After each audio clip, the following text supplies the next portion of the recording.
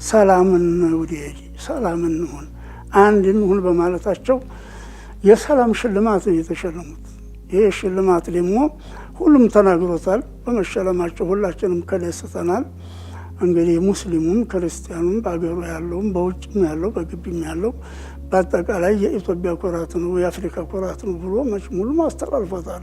ነገሩም ሐቂቃ ነው። ይሄ የተገኘው እኮ በተገኘው ሰላም ጭላንጭል ነው።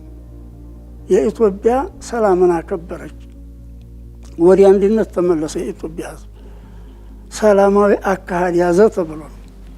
አሁን ይሄ የደፈረሰ እንደው ሁሉም ይደፈረሳል። ውርደቱም ይመጣል፣ ክብሩም ይቀነሳል። የውጭም ደግሞ በጥሩ አመለካከት የነበረው መጥፎ አመለካከት ይለወጣል። የሰው ልጅ በጥሩ የሚመሰገነው በተግባሩ በጥሩ ተግባሩ ነው። በመጥፎም የሚነሳው በመጥፎ ተግባሩ ነው። የሰው ልጅ የሚያስወድደው መልካም ተግባሩ ነው። የሚያስጠላውም ደግሞ መጥፎ ተግባሩ ነው።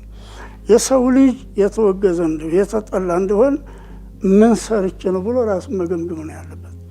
የተሞገሰ የተሸለመ የተወደደ እንደው ምን ሰርቼ ነው ብሎ ራሱን ነው ማየት አለበት።